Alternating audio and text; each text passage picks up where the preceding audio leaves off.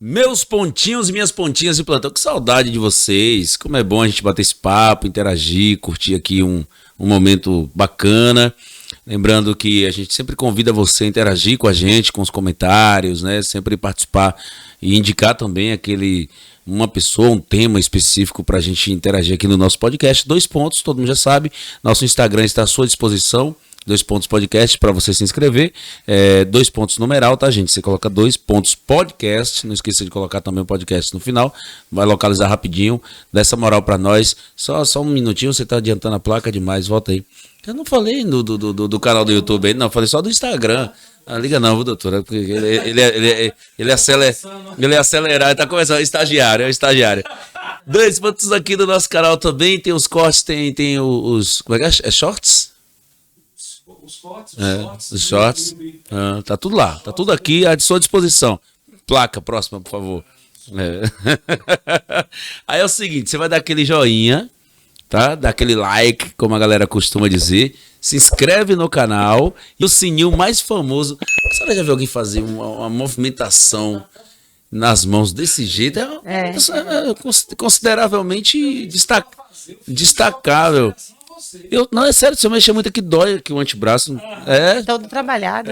Não, acho que ele fica o dia todo, né, ensaiando isso aí. Então vamos lá. Não esqueça de se inscrever, dar o joinha também, claro, compartilhar pra galera aí, comentar também, fica à vontade. Vamos falar também dos nossos parceiros, né, que é a Top Beer, que é uma distribuidora muito legal, que tem uma postura, uma forma de trabalhar super bacana, que é levar a bebida até a sua casa, seja qual for, água mineral, refrigerante, cerveja, tem um leque de opções de vinhos sensacionais, também está investindo bastante no gin, que é uma bebida hoje que está realmente conquistando um público muito bom, uma variedade gigantesca de gins. Não sei se fala gins, né? Será que tem gin no plural, gins? É gin, né? 2 Acho gin. que é. Eu acho. Enfim. E é o seguinte, 3525-4012. Belly Pizzaria, agora não é mais só pizzaria, é pizzaria e restaurante e bar também. Lá tem uma opção muito grande, não só de pizzaria, mas de hambúrguer também, muito sensacional. Fim de semana, com música ao vivo também, muito bacana. Atacado Multimarcas, todo mundo já está, né, muito conhecendo aí o Atacado Multimarcas, muito legal. Meu amigo Nino está fazendo um trabalho super bacana, com roupas de qualidade, marcas sensacionais e com preço justo, algo que a gente reclamava tanto em Jequié, que era o preço. Hoje você tem uma loja que você vai comprar roupa de qualidade com preço justo. E hoje, doutora Manuela Almeida, deixa eu brindar com ela aqui, mastologista. Gente, apesar de nós já estarmos no mês de novembro, vou lembrar vocês que nós tivemos o mês de outubro, que é Outubro Rosa. Toda vez que a gente falava do Outubro Rosa aqui no nosso podcast, a gente sempre lembrava que é um mês de conscientização. Isso não significa que só no mês de outubro as mulheres devem se cuidar. E também a gente sempre fala das mulheres, doutora, mas não é só as mulheres que têm a possibilidade de ter um câncer de mama. Então, eu te falo câncer, mas a mastologia não é só isso também, né? Boa noite, seja bem-vinda. Boa noite, obrigada pelo convite, né? É um prazer estar aqui participando do podcast de vocês. Um ambiente bem descontraído, nunca tinha participado antes. Seja bem-vinda, então. Hein? Fico bem feliz. A honra é nossa, então. A honra é nossa de ser, né? Primeiro estreando em podcast, né? Que legal, espero que goste. Espero sim, acredito que sim. E para falar de um tema que é o meu dia a dia, né? Que é a minha rotina, que é a minha vida praticamente, né? A mastologia, ela é praticamente o meu dia a dia, o que eu vivo, né? Eu vivo para isso. Poderia dizer que é sua alma, digamos assim? Porque na verdade a gente tem a família, claro, que é a minha prioridade, sempre vai ser, né? Tenho 2 filhinhos, tem meu esposo, minha família. E aí, você falou do Cadu. E Noah. Né? Noah é o mais velho, tem 5 aninhos, e Cadu 3. O Cadu gosta do rock and roll. O Cadu gosta do rock, do R&B. E o Noah é um artista, ama desenhar. Dinossauros é a vida dele. E nem é por influência dos pais, vocês não são roqueiros. Não. Né? Os 2 têm uma paixão pela música bem legal, assim. Legal. As crianças hoje nascem um pouco diferentes, eu acho, né? Não, eu costumo dizer que vieram com um chip totalmente diferente do nosso, na verdade, né? Eles são bem apaixonados por música e Noah sempre teve um gosto muito grande pelo desenho. E Cadu puxou mais esse lado da música. Noah foi meio que deixando um pouco mais pra lá. E Cadu, sim. E aí a gente bota todo tipo de música. Música gospel, a gente é católico, gosta de ouvir realmente músicas gospel. A gente ouve músicas MPB. Eu coloco muito música clássica pra eles quando eles estão brincando, porque diz que acalma, né? Sim. Eu gosto de ouvir música clássica.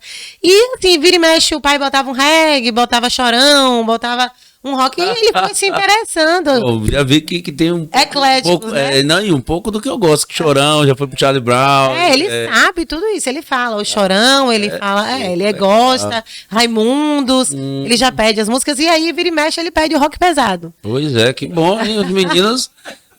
e normalmente, a galera que curte rock assim desde novo, não é sério, você que é um fã do rock and roll, o rock quando entra na vida da pessoa assim, dificilmente ela muda o gosto, né? E assim, é dele mesmo, ele passa o dia inteirinho, se você deixar pra um lado e pro outro cantando, e tem um canto dele, né? Ele cria e canta e faz música do jeito dele, e aí a gente é muito novinho ainda, né? Eu já procurei, já começou até uma musicalização, mas aí depois achei que não era muito aquilo que eu queria pra ele, mas já vou colocar os dois, porque eu acho que é maravilhoso. É legal, criança, né? A música, a arte. Márcio Borges, que inclusive o Márcio é roqueiro, né? É roqueiro. É a Marta.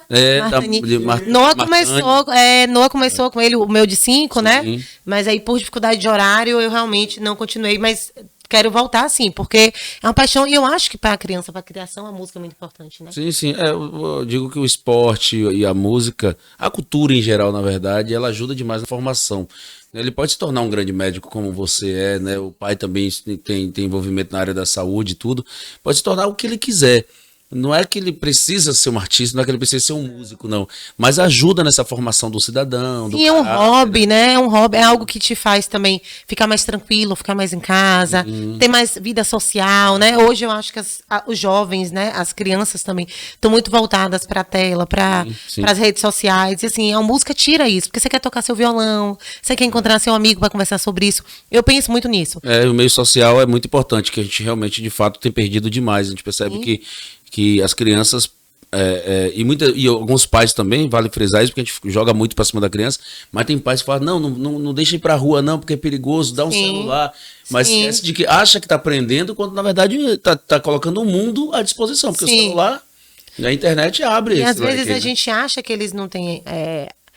Não consegue entrar em outras coisas, mas assim, o YouTube é um mundo sem lei, né? Eles vão entrando naqueles dedinhos, vão mexendo ali e vão vendo coisas que às vezes a gente, mesmo que a gente vigie, às vezes você perde. É um minuto que você sai que entra uma propaganda no meio. Que a gente ouviu dos nossos avós, dos nossos pais, que criança cega a gente. Exatamente. Então, se vacilar, vai passar pra mim. Então, eu estimulo muito isso. Eu tenho... vou aproveitar, né, já que a gente tá aqui. Por favor. Eu tenho um lado, como é que eu posso dizer? A maternidade me pegou de jeito, sabe? Eu nunca tinha pensado em ser mãe, depois casei, eu e meu marido ficou pensando, a gente resolveu ter, e aí veio os dois, né? Programados e muito bem pensados, e somos apaixonados, assim. A maternidade é uma paixão na minha vida, né? E é bom. Junto com a mastologia, minha família. Muda muito, né? Sim. Muitas vezes você fala assim, vamos ter um filho, não vai mudar muita... Muda. E aí eu foco muito neles, no cuidado deles. Eu tenho essa preocupação muito grande com as telas. E aí eu resolvi... Em Salvador tinha muito mais acesso. A gente morava em Salvador, né? E aí tem quase 2 anos, vamos completar agora em janeiro, 2 anos que viemos morar cá. E aí a gente não tem muito praça, né? Essas coisas para criança. Esses trabalhos mais de musicalização no meio, esses shows infantis que a gente ia muito lá com os meninos. Não tem a orla, né? Mais opções. Sim, shopping, né? Coisas que aqui a gente não tem. Então eu resolvi abrir online uma lojinha de brinquedos educativos. Que bacana! E aí eu tenho esse lado... Você tem uma loja? Em casa, de brinquedos educativos.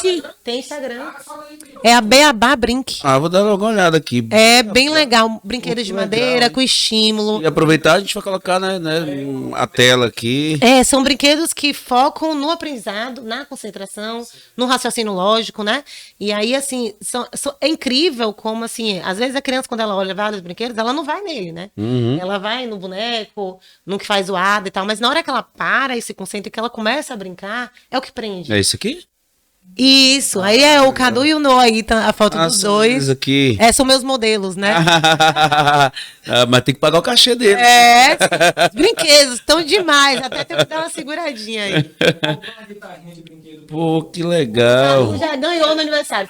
Todo mundo conhece. Uma guitarrinha de brinquedo não pode faltar. Não, né? As pessoas conhecem já esse gosto dele pelo rock, aí tem microfone, guitarra, os tamborzinhos, né? Eles são apaixonados por essa parte, se divertem muito. Aí criei essa lojinha nesse intuito. Atende só GQ ou atende geral? Na verdade, minha vontade é talvez no futuro atender geral, mas eu realmente não tenho tempo. Sim. Né? Então, por enquanto, a minha necessidade é abastecer. O sonho é uma loja física, tá? Com a parte de brincadeiras, a parte que vai trabalhar também com as crianças, oficinas, né? Mesclar com leitura, tá? Tem até uma lojinha, uma livraria que quer. Agora tem a livraria, né? É Amor e Marco, que na verdade é de uma amiga, né? Camila. Mas é parceiro da... É parceiro da Beabá Brinque. Agora elas têm um espaço físico agora, é novo, na galeria. E eu penso em ter uma coisa, assim, que você ofereça para as crianças de que é algo diferente. Pô, legal. Então é o meu foco, assim, depois da mastologia, minha parte empresária é essa parte de mãe, maternidade. Médica e médico, na verdade, são empresários também, né? Sim. Normalmente, não precisa nem ter a clínica, mas lidam com essa questão das pessoas, né? Da nossa própria... E vendem, se não vende o serviço, porque, por exemplo, se você atende pelo SUS, não é vendido vocês diretamente com o paciente, mas você vende uma imagem, você vende o seu serviço, você no sentido de a pessoa acreditar na qualidade de tudo isso. Inclusive, teve um congresso recente agora em Conquista, não sei se você ficou sabendo, exclusivo para médicos, né? Acho que, se não me falha a memória, foi o Sebrae que fez, que era justamente de como o médico vender a sua imagem, vender aquilo que ele tem a oferecer. Eu achei bem bacana isso, porque normalmente a gente não olha o médico como um potencial empresário, investidor, né? E vocês de fato são. Eu acho que no dia a dia, na correria, talvez a gente falta tempo para isso, né? Para se apresentar e pensar um pouco mais nessa parte de empresariado, né? Mas realmente, né? Somos uma empresa. A gente, inclusive, trabalha em vários locais como empresa, né? Sim. A maioria de nós não temos carteira assinada, nós somos empresa, nós gerimos nosso negócio. Eu mesmo que faço cirurgia, então, assim, além de trabalhar no SUS, eu tenho o consultório, né? E faço cirurgias. Então, assim, você atende o paciente, depois ele marca com a secretária lá no local onde você atende, depois você tem que marcar a cirurgia dele. Tudo isso demanda de você tempo, né? De organização de seu horário. Exatamente, a gente tem que vender a imagem, tem que vender o nosso produto, não pensando apenas em receber, mas assim, para o paciente entender a importância disso. Até porque hoje, assim, antes... muito difícil. Hoje a gente já tem a possibilidade de outras opções. Por exemplo, mastologista. Ainda é pouco em GQE, mas já tem uma quantidade maior que tinha. Antigamente o paciente ele era refém de um profissional só. Sim. Hoje ele já pode dar uma olhadinha na rede social. Escolher, baseado no que ele para não ser tratado por ele, por ela, para poder, né, ter... E assim, o marketing em cima disso aí também funciona, porque as pessoas podem ver documentários, depoimentos, né, vídeos, vídeos, né, de resultados bastante. E tudo faz parte do marketing. E aqui a gente tem um bom marqueteiro, viu? Vai me ajudar nessa parte. Mas vamos falar um pouquinho da mastologia também, porque se vacilar a gente fica aqui falando dos filhos a vida toda. E eu acho bacana e quero aproveitar esse link, já que falou desse investimento, e cobrar das pessoas, porque muitas vezes a gente fala assim, ó, GQE não tem, GQE não tem, GQE não tem. Muitas vezes GQE tem pessoas intencionadas, consegue colocar o produto ou o serviço e a própria população não absorve isso, não abraça. Então, vamos lá, viu, gente? Chegou um projeto desse de brinquedos educativos, é tudo que um pai e uma mãe precisam. Sim, aqui de que a gente não tem uma loja direcionada para isso. Normalmente, quando a gente tem lá na rádio lá um marketing de loja, por exemplo, agora no Dia das Crianças, eu sempre busco falar dos brinquedos educativos. Sim. Eu sempre, quando eu chego para fazer, as meninas vão fazer os flashes com a gente, perguntam assim, vamos falar sobre o quê? Eu falo, olha, vamos dar destaque também no brinquedo educativo, porque o esportivo é legal, boneco é bom, legal, mas por que não falar de um brinquedo que vai, né, prender o seu filho e conduzir ele a aprender alguma coisa? Sim, acho muito interessante. Mas falando da mastologia, do período agora de Outubro Rosa, com a sua experiência ao longo de muitos anos, positivo, qual foi o resultado, essa campanha? Porque todos os anos tem. Sim. E a expectativa é que cada ano a gente possa conscientizar mais as pessoas do autoexame, do autotoque, para entender que quanto antes descobrir qualquer tipo de mudança no corpo ali é muito interessante. Ao longo dessa experiência, esse ano, pode-se dizer que foi positivo? Sim, foi bem feito sua colocação, né? Realmente, o mês de outubro, ele destaca, né? É uma campanha relativamente nova, tá? A gente fala assim, Outubro Rosa parece uma coisa bem antiga, né? Uhum. Ela começou mais ou menos na década de 90, lá em Nova York. Foi com o objetivo de conscientização mesmo, de um grupo, né? E desde então se tornou mundial. E é incrível como parece que ela vira chave, assim, em algumas pessoas, né? Todas as mulheres sabem da importância da doença, porque tá aí para todas nós, né? É difícil você não conhecer alguém que teve um câncer de mama, principalmente mulher, uma amiga, uma vizinha, um familiar. E quando você passa o mês de outubro que você começa a ver como isso é frequente nas campanhas, nas informações, nas literaturas, né? Nas reportagens, nas publicidades, né? Você começa a ver a importância do diagnóstico precoce, que foi exatamente o que você falou, né? Antes se batia muito no autoexame, realmente ele é extremamente importante, mas hoje a gente tem exames de rastreamento que fazem um diagnóstico precoce. A gente tem ultrassons de mama que pegam lesões de 0,1, 0,2 centímetros. É exatamente para isso que a gente faz o rastreamento. E é incrível como a gente consegue fazer diagnóstico dessas lesões, né? Eu tive um caso ano passado que a paciente tinha 0,6. Quer dizer, você tem 0,6 de centímetro numa lesão, você faz uma biópsia da lesão, ela é câncer. Você trata, faz um quadrante pequeno, a paciente vai fazer o tratamento. A chance dela ter sucesso no tratamento... Mais de 95%. Grande, né? Muito bom. Quer dizer, de 100 pacientes, 95 ficariam curadas. São muito boa, né? Muito boa. Quanto a tecnologia traz a possibilidade da gente se tratar melhor. Né? Basta muitas vezes as pessoas procurarem, falta essa busca. E a senhora julga como o quê? Medo de descobrir... eu acho. O que acontece com as pessoas muitas vezes não procurar? Eu falo as pessoas porque tem uns homens também. Sim, sim. Na verdade, assim, eu acredito que a vida mesmo, hoje a gente tem uma vida, todos nós temos uma vida muito corrida, né? É raro você ver alguém que vive desacelerado, né? Tem pessoas que vivem tentando desacelerar. Sérgio tá desacelerado, Sérgio tranquilo, Sérgio acorda a hora que quer, dorme a hora que quer, faz o que quer, assiste filme a noite toda, mas enfim. Mas é algo à parte, ele é ativo. Pois ele é ativo, né? Mas assim, eu acho que nós temos uma vida acelerada e qualquer coisa que te faz parar para se cuidar, isso te demanda muito esforço, né? Uhum. E aí eu acredito que as pessoas, principalmente as mulheres, elas priorizam muito os filhos, a família, o trabalho. Sim. E aí ela acaba não indo procurar. Isso eu tô falando de quem tem um plano de saúde, de quem tem um acesso à rede particular. Uhum. Quanto ao SUS, eu acredito que seja dificuldade mesmo. A gente ainda não acredita. Mas Jequié já é uma cidade relativamente grande, né? Uhum. Mas a gente tem cidades circunvizinhas aqui que eu atendo. Eu trabalhei 5 anos no Hospital da Mulher, quando eu morava em Salvador. E assim, é incrível como o acesso a essas pessoas ao médico ainda é muito deficiente. E quando elas chegam lá, como é difícil chegar. Então, assim, a pessoa sai de madrugada de sua casa, sem condição financeira nenhuma, no carro da saúde, né? Uma viagem longa, cansativa, chegam lá às vezes 5, 6 horas da manhã para ser atendido à tarde, muitas vezes. Minha agenda, por exemplo, era à tarde, sem dinheiro para almoçar.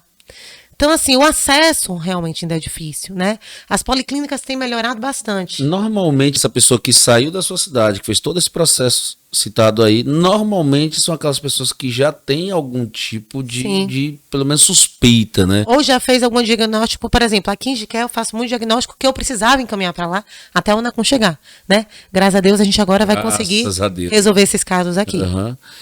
Mas ainda podemos dizer que estamos muito atrasados? Como é que tá? Não, eu acho que Jequié não. Eu acho que tem muitas cidades em Jequié não. Jequié a gente já tem a policlínica do Mandacaru, que é SUS, né? Eu tenho uma agenda lá, que é 2 dias na semana.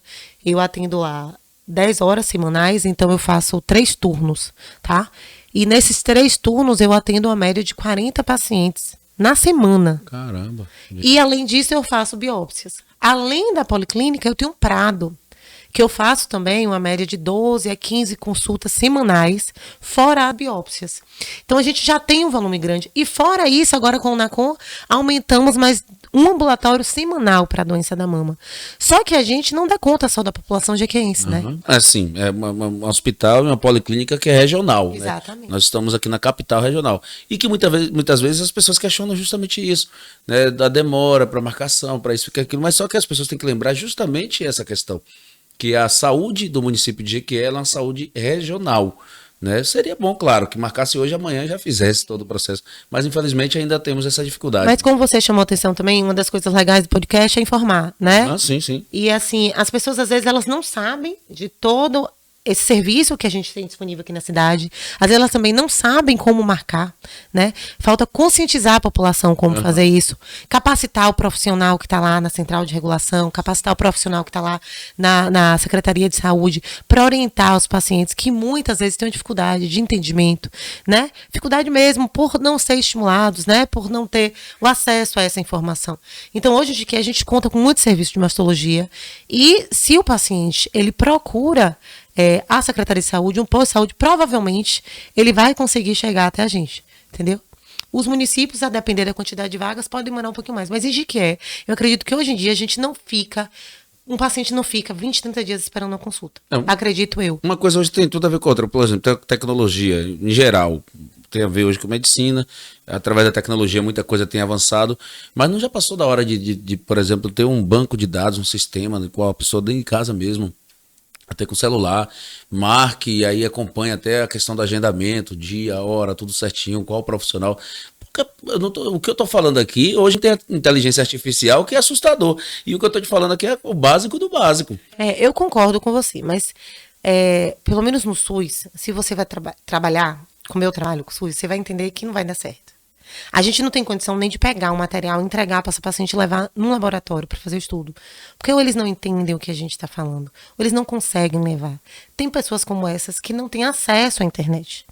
É incrível, mas existe. Né? Quando a gente começa a trabalhar, eu falo direto que depois que eu comecei a trabalhar com câncer de mama e SUS, eu sou outra pessoa. Né? A gente às vezes não tem noção da dificuldade que essas pessoas têm de entender informações simples, por nunca terem sido expostas a elas, por não terem pessoas que conseguem também ter um diálogo e uma linguagem mais, não é nem humana, porque às vezes a pessoa é humana e não tem... Popular, né? Exatamente, entendeu? Assim, eu digo a você que às vezes eu atendo uma mulher e normalmente, eu acho que podem ter pessoas que já foram atendidas por mim e vão estar assistindo o podcast, assim, não vão me deixar mentir. Eu pergunto umas 5, 6 vezes se a pessoa entendeu tudo. Você entendeu? Quer fazer alguma pergunta? Entendeu? Isso é um hábito meu. Do mesmo jeito mesmo sair com a dúvida, porque... Do mesmo jeito que eu dou bom dia, eu pergunto se ela entendeu. E às vezes você explica tudo, aí você fala, você vai pra onde agora? Ela não sabe te dizer. Entendeu? Então, assim, claro que eu acho que muita coisa dá pra informatizar, porque ia facilitar muito, né? Mas eu acho que nossa população ela ainda não é preparada para isso. Então, talvez a gente tenha que primeiro capacitar pessoas para poder ajudar essas pessoas a fazerem isso. E para mim, eu não conheço pessoalmente muita gente de marcação, mas eu acho que falta esse trabalho de humanização e esse diálogo com o profissional que vai receber essa pessoa para ajudá-la a ser direcionada. Mas até porque essa demanda é muito grande. Sim. Demanda, muitas vezes a gente espera que parece, as pessoas parece que chegam lá e vão encontrar um robô, e não é um ser humano que tem dias maus também. Sim. Tem dias que estão cansados, tem dias que realmente estão dispostos, assim. Isso não justifica, não estamos aqui, pelo amor de Deus, querendo dizer, não, então não me atendeu bem, porque não, tem que atender bem, até um juramento que vocês fazem, Sim. inclusive. Mas realmente tem dia que nem tudo está tão bem assim. Inclusive era um tema que eu queria abordar contigo. Agora bem pessoal assim também, lógico que a medicina ela é muito abrangente, ela é muito ampla, é muito grande. E tem áreas que muitas vezes você não precisa ter esse contato assim tão íntimo, direto. Mas tem aquelas áreas, por exemplo, como a mastologia, que já é algo que você recebe um paciente muitas vezes psicologicamente destruídos. Sim. E como a doutora, o doutor, o profissional dessa área se prepara? Você tem um preparo específico, você já se trata, também se cuida, porque você sabe que você vai ter que chegar ali, tratar ela fisicamente, mas psicologicamente você vai ter que participar dessa história aí. Preparo profissional eu nunca tive, né? Mas eu acho que eu tenho um preparo de criação mesmo, né? Eu tenho pais católicos, pais que me ensinaram desde sempre sobre amor ao próximo, humanidade, né? Que me passaram esses valores. Eu sou católica, já fui mais praticante, mas como a correria do dia a dia que eu acabei de falar, a gente acaba botando outras coisas com prioridade, o que não é o correto. Eu já estou tentando voltar a isso até por causa dos meus filhos, né? E assim, a mastologia, ela me fez ver a importância desse acolhimento. Às vezes a paciente acha que você teve um bom atendimento porque você deu bom dia, porque você sorriu e porque você explicou. Aí ela acha que seu atendimento foi maravilhoso, né? Você fez o básico do que a gente deve fazer com o ser humano. Então, eu acho que o que foi me preparando é a carga que eu já tenho da criação e é o que eu quero passar para os meus filhos, né? E, depois disso, a minha formação profissional. Eu tive uma formação profissional boa, tá? E eu sempre trabalhei com o SUS.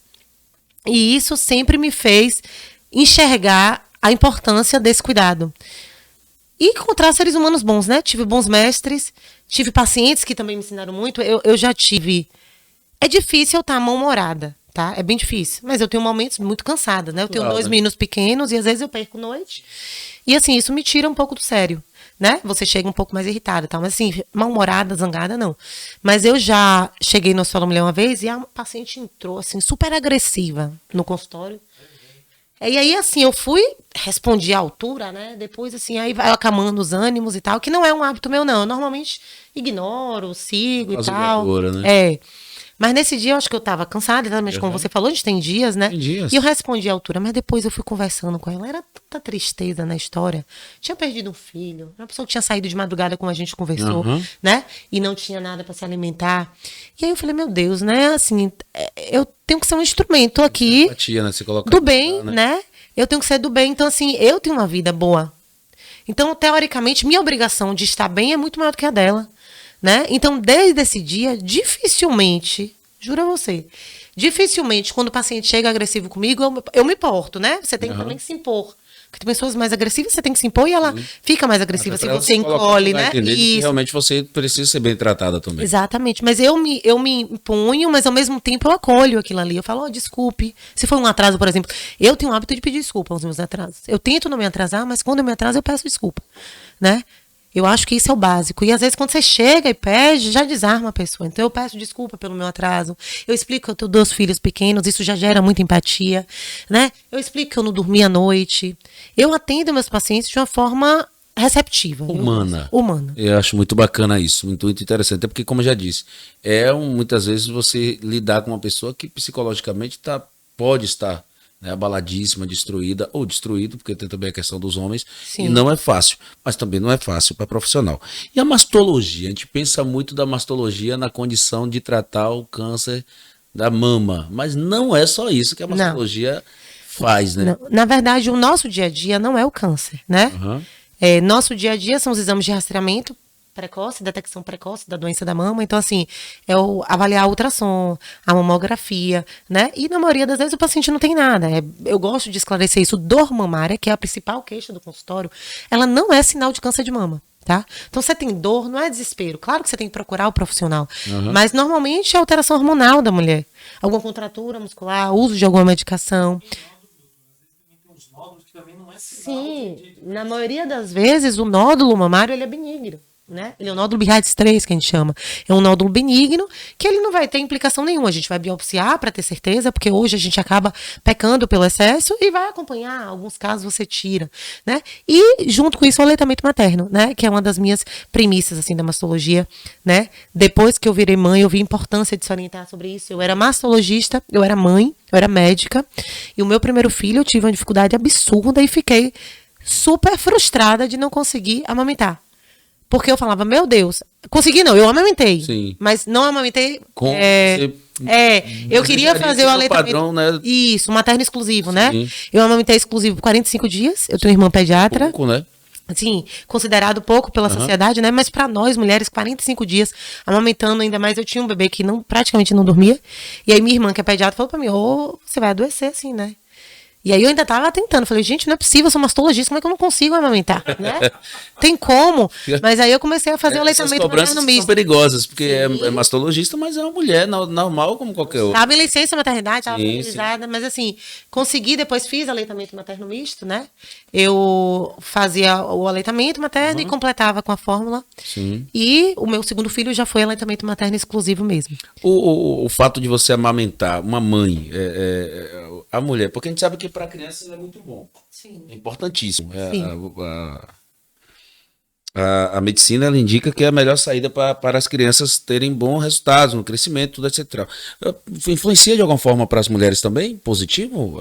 Sim. Amamentar? Assim, teoricamente, Esteticamente, não, né? Não, naturalmente. Que a mama, ela muda o padrão, né? Ela muda o padrão glandular para um padrão mais lipomatoso quando você amamenta. A mama, ela fica mais pendular, mais flácida com a amamentação, né? Algumas mulheres diminuem muito o volume da mama, ficam murchas, como elas mesmas chamam, né? Mas a gente tem estudos que associam o aleitamento materno à diminuição da chance de câncer de mama. Não quer dizer que se você não amamentar, você aumenta a chance de ter. Só quer dizer que quem amamenta diminui a chance. Entendeu? A gente não sabe quanto isso impacta, pelo menos eu não me lembro de ter esse dado no estudo, mas a gente já tem essa associação. E o vínculo, né? O vínculo é indiscutível. O vínculo materno-fetal, ele tem muitos estudos que ajudam, né? Porque ajuda o bebê nas cólicas, na vacina, então você fica menos ansiosa também, né? Eu particularmente estimulo toda mulher a amamentar.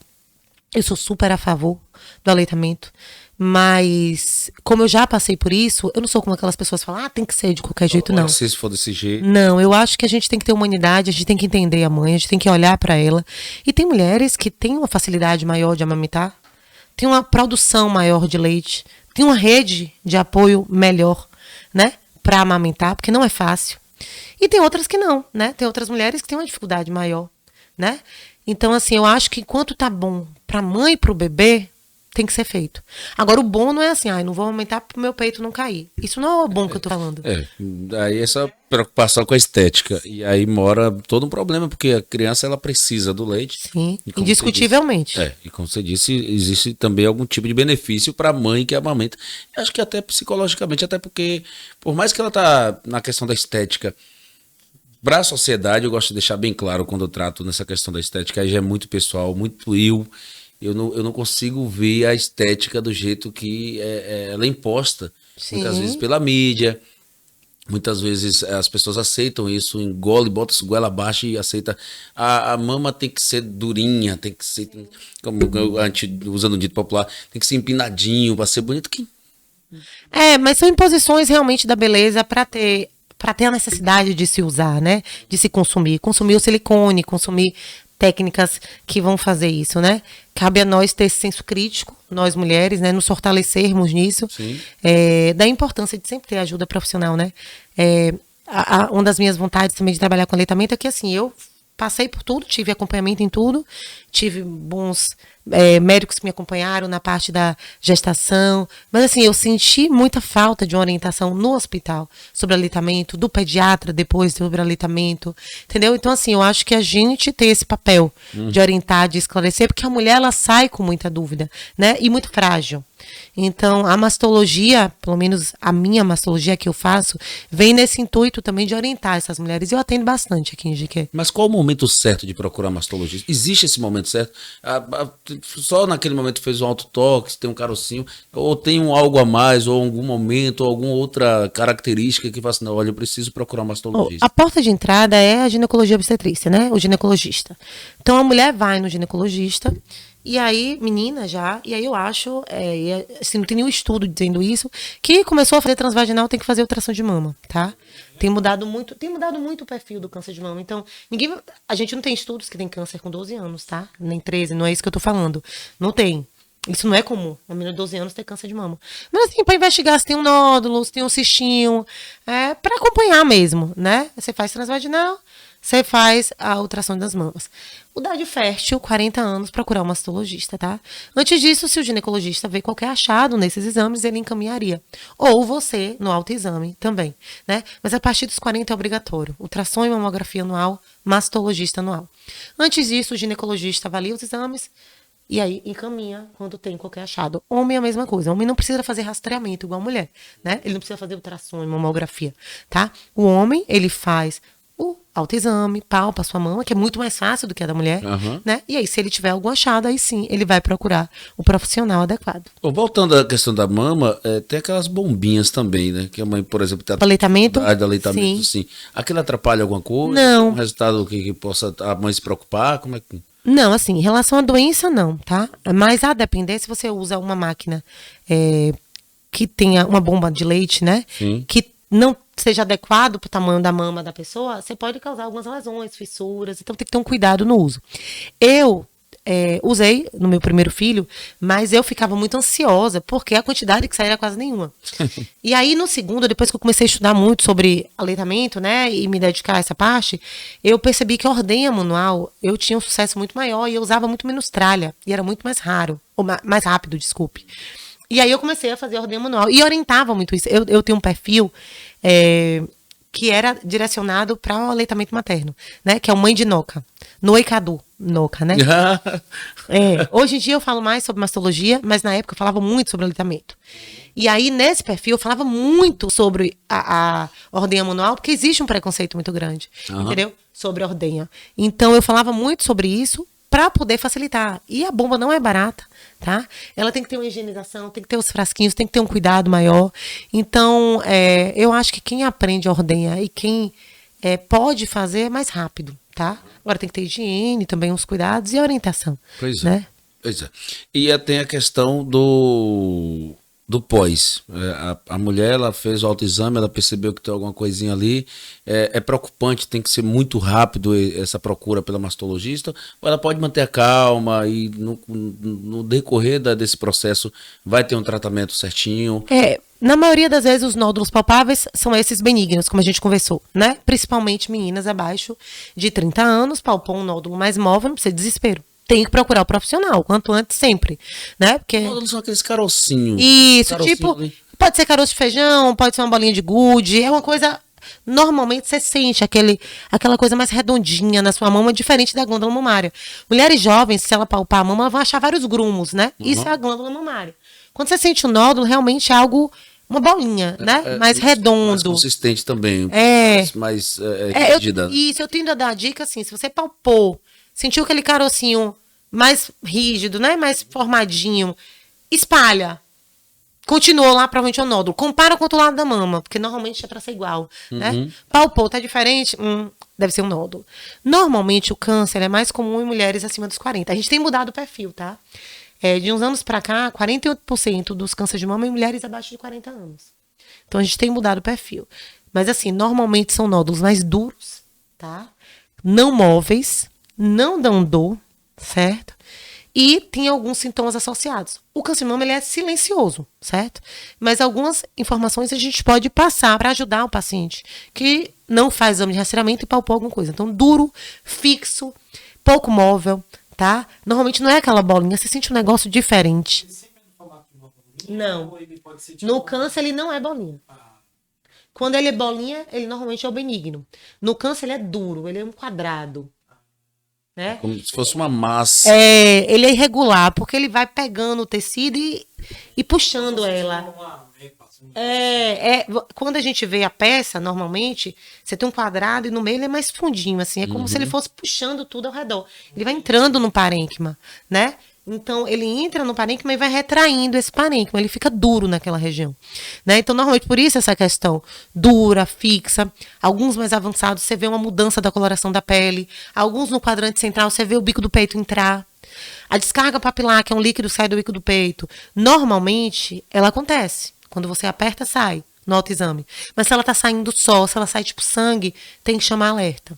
Mas ninguém precisa esperar nada disso para procurar. Quanto antes, bater sempre. Por isso que tem pessoas hoje, tem mastologistas hoje que não indicam autoexame, né? Eu indico porque eu trabalho muito com SUS e eu vejo a importância. Eu recebo muita mulher que se examinou e achou. Porque ela não tem aquele acesso de fazer semestralmente ultrassom. Mas por que esses profissionais não indicam? Exatamente porque as pessoas esperam ter alguma coisa para procurar ajuda. E na maioria das vezes, se você faz seu exame de rotina, você vai achar antes. Ah, entendi. Entendeu? Então, assim, se você faz ultrassom semestral, mamografia anual, você tem... Achou alteração, você não vai palpar. O nódulo de 0,6, 0,5, você não sente. Você começa a sentir, se ele não é muito superficial, a partir de 1,5, 2. Agora, se ele é mais superficial, você às vezes consegue sentir de 1 centímetro. Entendeu? Entendi. Pois é, vamos para o intervalo, Serginho?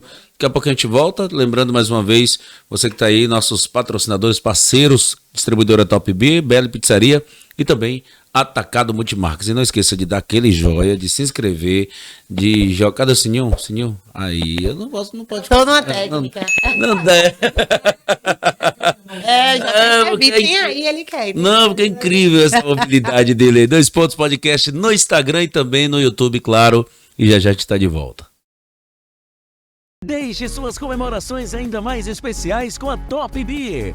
Temos uma ampla seleção de cervejas geladas, vinhos nacionais importados, destilados premium, refrigerantes e muitas outras novidades. Temos preços promocionais e entrega rápida. Ligue ou faça seu pedido pelo WhatsApp 7335254012. Top Beer, Rua Siqueira Campos, número 564, Show aqui, Romão.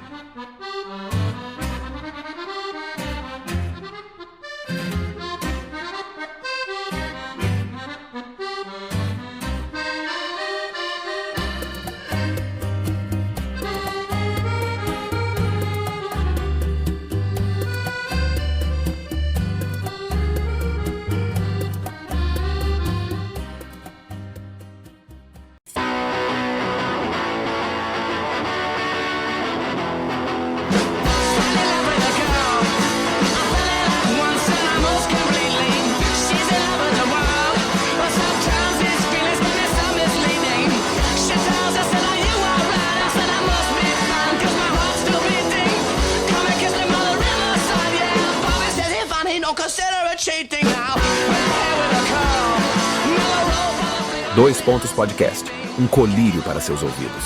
Toda sexta, a partir das 19 horas em nosso canal do YouTube.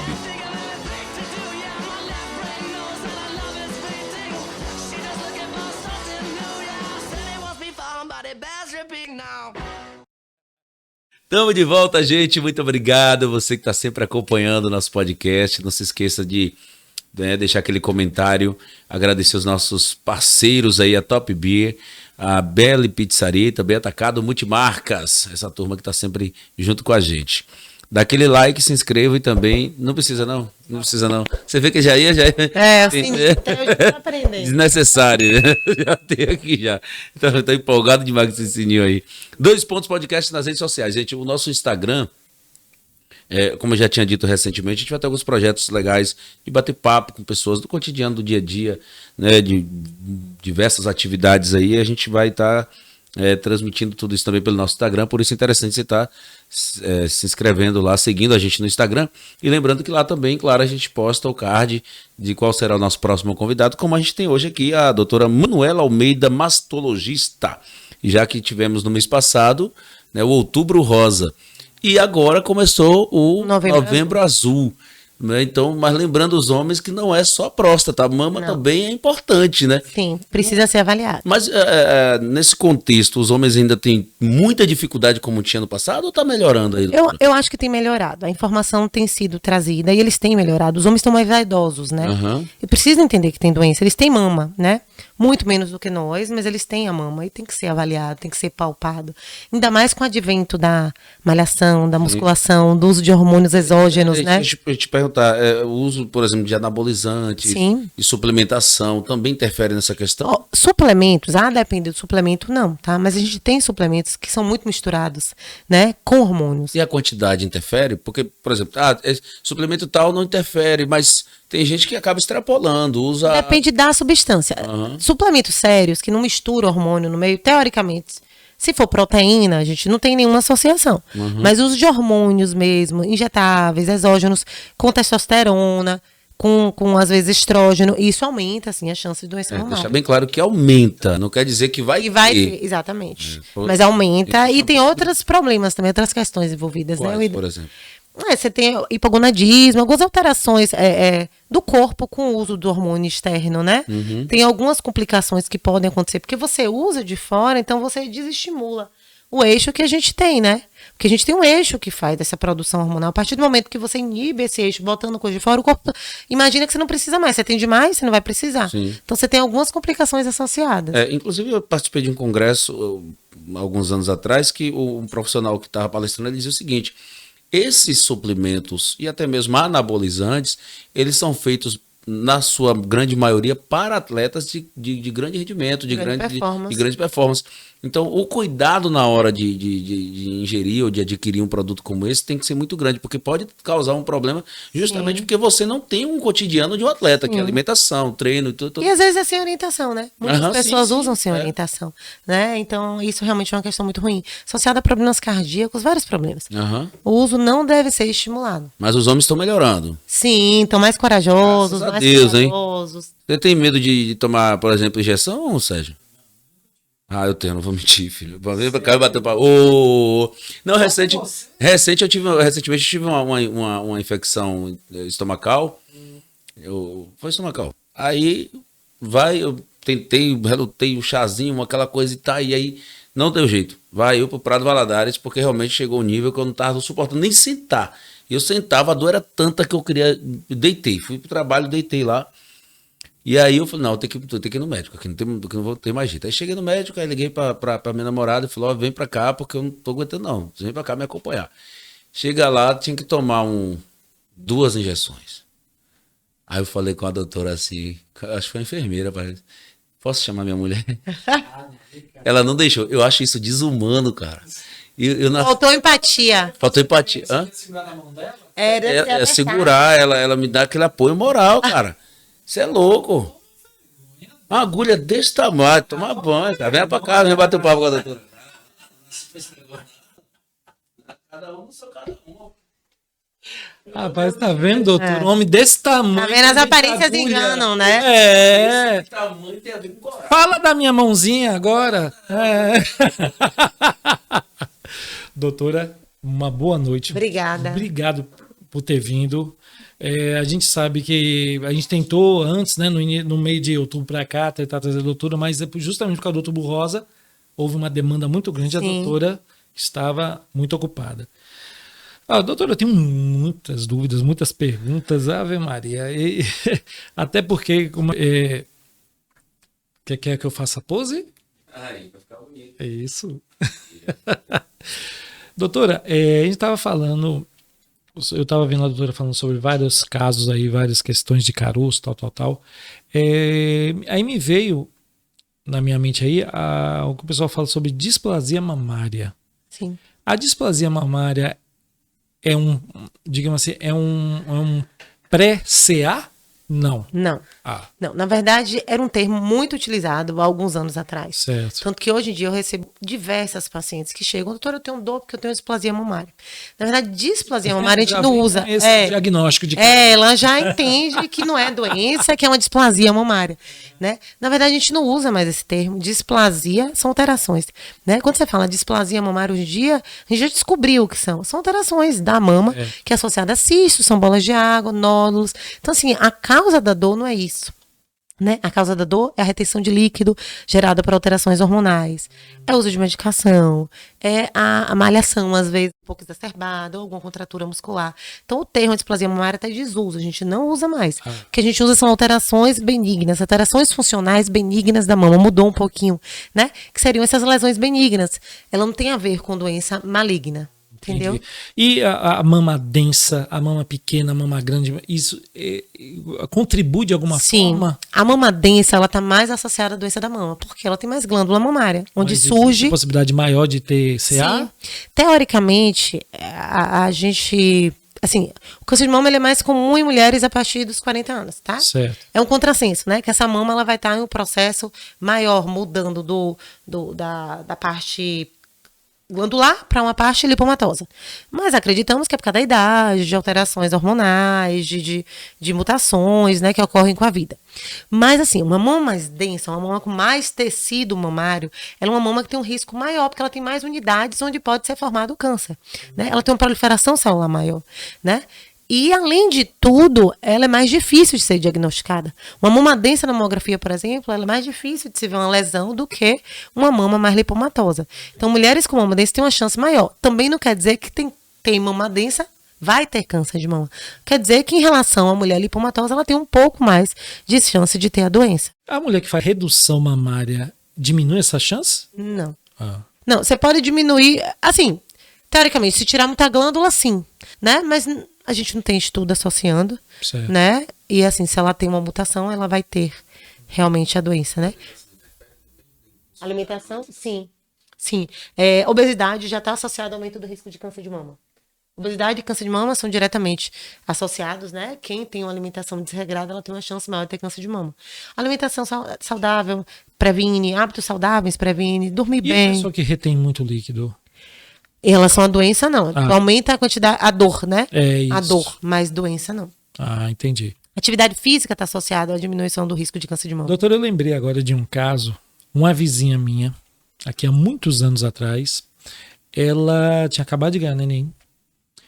E ela na época estava conversando com a gente, estava pedindo carona para ir no hospital, porque ela falou pra gente que o neném dela tinha tossido ou arrotado no peito, e o peito dela, o bico do peito dela, abriu todo, ficou parecendo assim, ficou todo rachado aberto, dava para ver por dentro, ficou um negócio feio.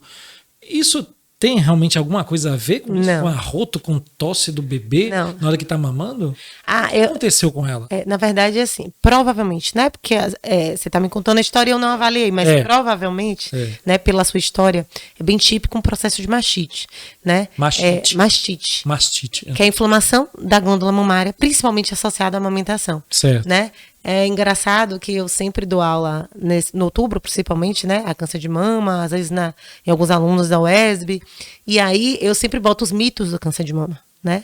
Um deles é essa questão do arroto na mama. Isso é... É muito passado de geração em geração, e as pessoas acreditam realmente. Sim, elas acham que se o bebê arrotar, o leite vai empedrar. Sim. E aí pode ter um câncer, né? E aí fala, o bebê arrotou. Não tem associação nenhuma. Essa paciente, ela teve uma obstrução do ducto mamário, o leite não saiu, obstruiu, infectou, e ela provavelmente fez um caso de mastite, a pele muito sensível na região rompeu. E aí, não tratou da forma correta, evoluiu para um caso mais complicado. Ser tratado? É bem complicado. Ou é delicado? É delicado porque a mulher está num período muito delicado, e ela está amamentando, né? Mas é prevenível. Quando uma boa orientação, né, uma boa amamentação, uma pega correta, uma posição correta, uma orientação correta, uma drenagem correta. Quando você começa o processo já de vermelhidão, incômodo, você faz uma drenagem maior, manda o bebê estimular mais aquele local, tá? Então, é prevenível. E no processo inicial, como vermelhidão, isso é tratável, né? Certo. Mas no processo mais complicado é sim, porque aí você tem que internar a mãe, você tem que drenar, você tem que cortar. Procedimento cirúrgico, que você tem que usar antibiótico venoso. E isso afeta a outra mama? Não tem associação. Não tem associação. É unilateral. Pode acontecer nas duas, né? Certo. Porque as duas estão produzindo leite, mas se é um local, não tem associação. Existe caso que uma mama dá mais leite do que a outra? Sim. Outra mama Depende muito do estímulo. Teoricamente, as duas têm a mesma capacidade de produção, né? Mas vai depender muito do estímulo. Tem mães que botam a criança muito mais em uma mama. Certo. Quanto mais você estimula a mama, mais ela produz, né? A gente cansa de falar que mama, ela não é reservatório, né? Ela produz o leite. Ela é máquina. Ela é uma máquina produtora de leite. Quanto mais o bebê estimula, mais leite vai sendo produzido, entendeu? Então a gente fala que mama não é reservatório, não é para guardar leite. A mama, ela produz com o estímulo que é feito pelo bebê. Então o bebê tem que mamar. Eu sempre ouço falar também da questão, quando a mãe não consegue amamentar, ela procura uma mãe de proveta? Ainda existe isso? Mas é muito raro, viu? É cada vez mais raro, porque antigamente as pessoas não eram orientadas, tem risco de doenças também. É isso que mas existia muito. Né? Existia muito, mas hoje não é tão Eu sempre ouvia falar antes, né, que quando a mãe não consegue amamentar... Mãe de aluguel, né? A mãe de aluguel aí dá para uma mama, né? Mãe de leite, ela chama. De leite, isso, para poder aumentar. A senhora, a doutora... o que acha disso? Isso ainda é praticado? Ainda é. Condena? Não condeno, porque cada um tem sua realidade de vida. Certo. Né? Tem populações que passam fome. Sim. Então, entre passar fome e você ser amamentado, aleitado por alguém, você vai ser aleitado e isso é maravilhoso. Hoje em dia a gente tem os bancos de leite, de que não tem. Tá? Eu tinha isso, eu não sei qual é a cidade mais próxima daqui que tem. Salvador a gente tem alguns. No HG a gente tem um. E aí esses bancos de leite são feitos exatamente para essas crianças que não conseguem, para serem os prematuros, né, que nascem dos hospitais para serem amamentados. Essas crianças têm uma dificuldade maior, né? Mas a questão do aleitamento cruzado, que é esse aí feito por outras mulheres, né, pode ter doença, pode ter passado doença para o bebê. Claro que o vínculo é bem diferente da mãe para uma vizinha com o bebê, né? Mas não vejo nenhum crime nisso não. Certo. Sendo consensual, sendo bom para todos os lados. E tem um pó também, tem leite em pó próprio para isso, não tem? Tem. Nunca vai ser igual materno, certo. Né? Mas em caso de a doutora dificuldades, sim, na necessidade, numa mãe que não consegue amamentar por diversos motivos. Mas não estender por muito tempo.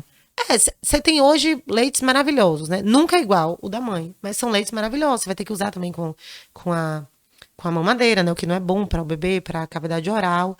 Mas, assim, são leites próprios para isso, certo, né? Então, quando bem indicados, é orientado, sim. A gente tem também a relactação, né? É um tipo de aleitamento materno que você faz com esse leite, bota uma sondinha no bico do peito da mãe, a criança suga achando que ela está mamando, para ela não desistir da mama. E mães que ainda estão com um pouco de dificuldade de aleitar. Então, ela coloca a sondinha lá no leite artificial, coloca no peito essa sondinha, a criança mama, estimula a mama, e ela não desiste de estimular porque está saindo o leite. Entendeu? Agora, tem que ter cuidado, porque às vezes você tem confusão de fluxo. Que é isso? A criança está acostumada a mamar com a sonda, e aí quando ela começa a mamar no peito, o fluxo é bem menor. Então tem que ter orientação para fazer isso também. Entendeu? Agora a pergunta impertinente, a pergunta polêmica. Doutora, a gente está vendo muito aí, no nossos tempos atuais, a gente está vendo muita questão de mulher trans, né, homem trans, mulheres trans participando em esportes, né, tal, que eu acho muito legal, eu acho massa, né, que o esporte é saudável para qualquer gênero. Mas a gente vê também as mulheres trans, como é que eu posso dizer assim, essa polêmica sobre uso de sanitários, né, a mulher trans usa sanitário feminino, usa masculino, ou tem que ter um próprio, né? A mulher trans, ela pode vir a amamentar? Ela pode? Você fala mais cedo aqui nos bastidores, você falou que com hormônio ela cria um peito normal, né? Um seio normal de uma mulher cis. O uso de hormônio, a depender como faz uso, né? Ela tem uma produção maior de glândula que pode ter o câncer de mama. Então ela precisa fazer rastreamento do câncer de mama, né? Câncer de mama. E pode vir a ter o aumento da chance de câncer de mama igual a mulher. Ela pode vir a amamentar, não? Olha, é uma pergunta interessante, você está me falando. Não é psicológico, a gente tem um eixo, né? Eu não sei se ela tem a quantidade de hormônio suficiente para fazer essa produção. Eu realmente não vou saber te dar a certeza, porque a gente tem um eixo. Eu sei. Né? O eixo é a hipófise, né, que produz o hormônio.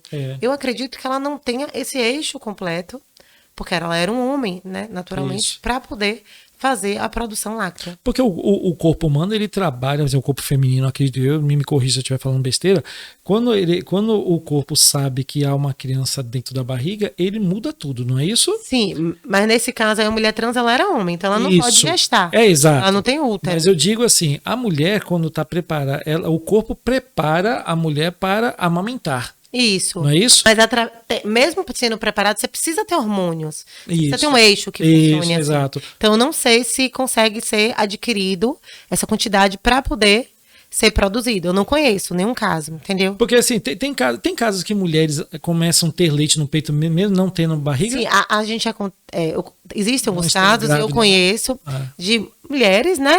Um casal homoafetivo, né? Duas mulheres, que elas... Uma engravida, a outra não, mas a outra é estimulada para poder produzir leite, se existe. E as duas podem amamentar. Nem sempre conseguem, mas pode. Pode acontecer. Isso. Isso existe. Isso então é um fator psicológico? Não, é medicação mesmo e atingir aquela quantidade hormonal. Faz uso hormonal. Tá. E estímulo, né? Estímulo. Da criança. Que você falou da criança amamentar. Isso. Existe um limite para amamentar? Que você falou que é até 45 dias. Não, eu amamentei até 45 dias o meu primeiro, não foi aleitamento exclusivo. O mais novo eu amamentei 6 meses exclusivo. A orientação são 6 meses exclusivo, a partir do 6º mês você introduz o alimento, né? A introdução alimentar. E a partir daí o Ministério da Saúde orienta até 2 anos. Eu não estimulo isso, eu não pratiquei isso, tá? Para mim não cabia na minha rotina. Meus filhos pararam de amamentar os 2 com 9 meses. Como foi a fase de mama de uma... Pois o meu perfil era exatamente isso. E as pessoas acompanhavam muito, era engraçado. Misteriosa? Não, eu acho... Eu tive 2 meses de licença maternidade, meu segundo filho foi aleitamento materno exclusivo na pandemia. Então eu tive meu segundo filho na pandemia. Sim. E aí, meu marido tinha uma clínica de pilates e fisioterapia. Mas eu também encarei aquilo ali como se fosse uma necessidade, né? Ele nasceu em outubro de 2020 e Pedro tinha um negócio que trabalhava com muito idoso, então diminuiu muito e eu precisei voltar muito cedo. Então, com 2 meses eu voltei a trabalhar. amamentando exclusivo. Então era uma luta, as pessoas me acompanhavam, era engraçado. A rede social ela tem isso também, né? Eu não tenho 1 milhão de seguidores, mas tenho um público bem fiel, assim. E as pessoas, e aí, conseguiu? Porque às vezes eu postava assim, correndo aqui pra ver se dá tempo. Aí, só que eu fazia também turnos pequenos, né? Eu atendia na Promédica, que era na Pituba, e eu morava na Pituba. Aí eu ia, marcava de 8 às 10. Sim. Aí eu amamentava na hora que eu tava saindo. Aí eu corria pra atender. Se desse, porque meu filho mamava muito, eu conseguia deixar um pouquinho de leite, senão não tinha. Eu tentei me preparar, mas não dava conta, porque ele também mamava a noite toda. E aí terminava de atender, já com as meninas ligando, olha, ele tá começando a chorar. Eu saía doida correndo, tomava banho por causa da pandemia, ela já me recebeu, assim, no banheiro com ele. A mamãe tava dando banho, diversas vezes a mamãe tava dando banho, assim. Pensei algumas vezes desistir, mas aí me fortaleci e via que eu conseguia aquilo ali, né?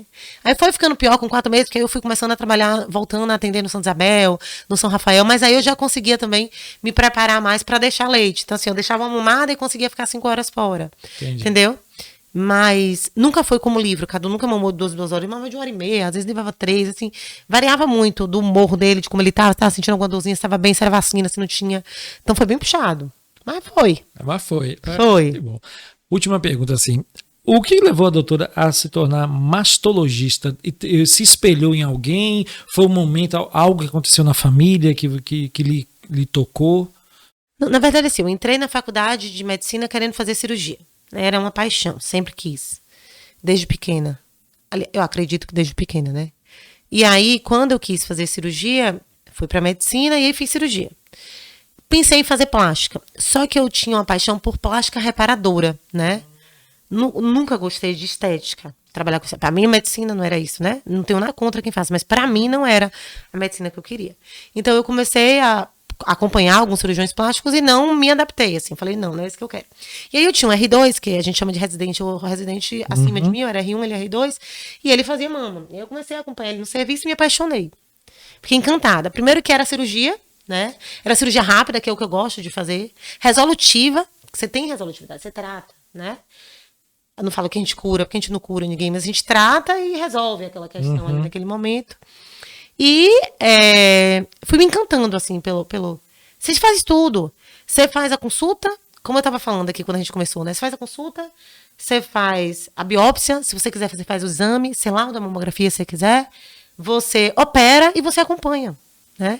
Então, para mim, era a especialidade ideal. E fiz, me apaixonei, sou apaixonada. Em Salvador, eu não fazia mais cirurgia geral, né?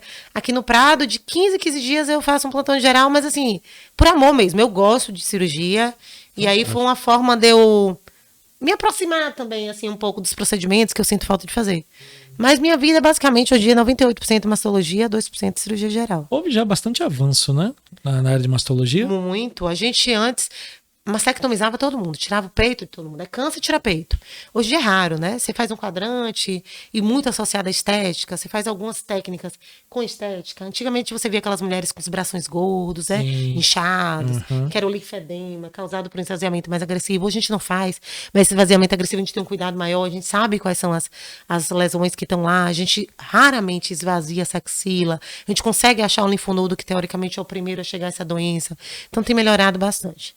Hoje, cada dia menos invasivo as doenças e mais estéticos, não em detrimento do tratamento oncológico, né? Perfeito. Doutor, atende aonde? Eu atendo na Imasto, meu consultório Onde é lá. Fica? A Imasto fica naquele edifício espelhado Antônio Astolfo, no primeiro andar. Sim. É uma clínica que já tem Conquista, já tem nome em Conquista, tem em Salvador também, Itabuna. E aí a gente montou agora essa... filial, se pode assim dizer, aqui em Jequié. Os meninos têm um know-how bem legal já com mama. A gente faz lá consulta, biópsia e faz um procedimento que aqui em Jequié a gente não tem, que é a mamotomia, que é um procedimento cirúrgico que a gente faz em pequenos nódulos em consultório, que não precisa o paciente internar e fazer essa cirurgia. Quais os dias que encontra a doutora lá? Olha, eu tô na Imasto toda quarta-feira e sexta-feira. Quarta e sexta. Isso, mas... E o dia todo? Eu fico... na quarta-feira à tarde e na sexta à tarde. Ah, certo. Mas eu estou sempre à disposição. A minha secretária lá, Natiele, ela tem um contato direto com os pacientes e comigo. Perfeito. Dúvidas, às vezes, a depender, eu peço para ela o paciente passa para mim, ou eu dou meu celular, para poder ir em algum outro horário lá. Às vezes eu saio correndo, como é o consultório, eu tenho acesso no horário que eu quiser. Às vezes eu saio correndo no lugar para ver alguém que precise lá. E a São Lucas, que é uma parceira nossa também, lá na Avenida. É um outro. Atende que dia ela? Eu atendo na São Lucas sexta pela manhã. Sexta pela manhã. Quarta pela tarde em Masto. E sexta pela manhã na São Lucas e sexta tarde na Imasto. Pessoal, eu vou deixar aqui embaixo o telefone de contato para quem quiser, né, marcar uma consulta com a doutora. E de antemão, doutora, eu quero dizer que é um prazer enorme tê-la aqui. Foi muito elucidativo, tirou muitas dúvidas da gente e eu espero que ano que vem vamos bater um papo novamente. Com fé em Deus. E já trazendo novidades da área da mastologia. Sim, né? a Unacom mais implantada também no Prado, né? Sim. O consultório também mais... Casos de sucesso. Sim. História, quem sabe até um testemunho, né? Ah, perfeito. Doutora, muito boa noite, muito obrigado, viu? Obrigada a vocês pelo convite, boa noite, foi um prazer. Ah, perfeito. Dan, vem finalizar aqui.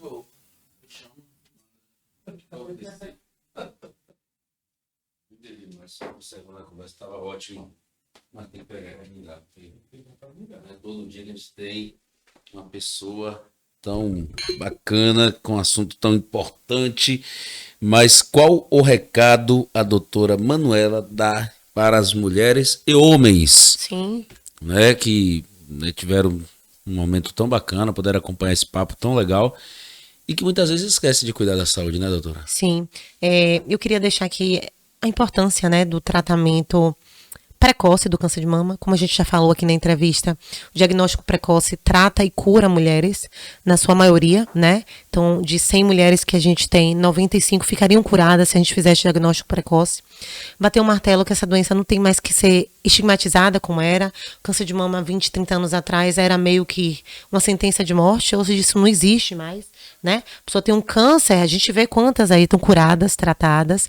Como eu olho para as minhas pacientes que fazem o diagnóstico e eu acabo dando muitas vezes esse diagnóstico, né? Eu olho para eles e falo, olha, isso não é o final da sua vida.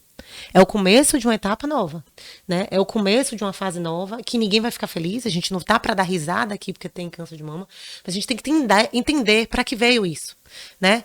Eu acho que a gente sempre tem que tirar algo bom da história, né? Não que seja bom ter câncer, mas tirar algo bom disso. E por incrível que pareça, eu recebo muitas pacientes depois falando, doutor, eu acho que era para ter, sabe? Mudou minha história. Deus é muito bom comigo, usando Deus, assim, mostrando que foi por algum motivo. Então, se examinar, se tocar, não ter vergonha, apoiar quem tem, receber quem tem, principalmente profissionais de saúde, rede de apoio, acolher, não é fácil, tá? A família é muito importante nesse processo também. Sim, faz diferença. A família, o psicológico faz diferença. Acredito que isso seja grande parte do tratamento. Uma pessoa que encara a doença de uma forma não feliz, mas assim, de uma forma, eu vou ficar curada, eu vou ficar bem, vai dar certo, o tratamento dela deslancha. As complicações são muito menores. As pessoas se vitimizam, não que essas pessoas são culpadas por se vitimizarem, mas elas têm um pouco mais de dificuldade no tratamento, né? Qualquer pedra derruba, né? E as pessoas fortes, elas conseguem usar aquilo ali com os tropecinhos e se erguer e servir de exemplo para outras, né? Então, para mim, é se cuidar mesmo, se amar, entender que o câncer é tratável, é curável e que outubro é o ano inteiro, né? O rosa é o ano inteiro. Sim. Homens também se examinar, porque é importante, né? Hoje o mundo tá aí pra gente viver muitos anos, né? E com qualidade que seja o ideal. Pois é. Do jeito que tem avançado. Sim, tem. E vamos continuar avançando. Tomara. Espero que sim. Por favor, mas deixa aí, né, seus contatos, ou rede social, como é que pode encontrar a doutora? A gente vai deixar o contato da Imasto, né? O Instagram de lá também, a gente tem a Imasto de que é, tá? Eu tenho o meu perfil profissional, que é o Mãe de Noca, que é onde eu faço alguns vídeos sobre o câncer de mama, sobre aleitamento materno, tiro algumas dúvidas. E estou no SUS, né? Tanto no Prado quanto na Policlínica. Espero que todos que precisem da minha ajuda que encontrem. Ok, bacana. Mais uma vez, finalizar. Um brinde, né? A Outubro Rosa e a ano inteiro. E a saúde. E a saúde. Bacana demais. Valeu, gente. Obrigado mais uma vez. 2 Pontos Podcast no Instagram. Segue a gente aqui também. Se inscreve no nosso canal. Acione o sininho. Top B. Um abraço para essa galera massa. Bela Pizzaria e Atacada Multimarcas são os nossos parceiros aí. E se você quiser se tornar parceiro também, pode entrar em contato com o Sérgio Costa, que é um cara sensacional. Gente boa demais. Eu é quem sei. Um abraço, gente. Boa noite. Olha, eu tenho um filho de 3 anos, todo dia ele pede rock pesado. Rock 3 anos. E não é nem eu nem o pai, porque assim, a gente é bem eclético, mas a gente não ouve, é dele. Rock pesado. E fala pro meu pai, vovô, bota aí um Iron Maiden.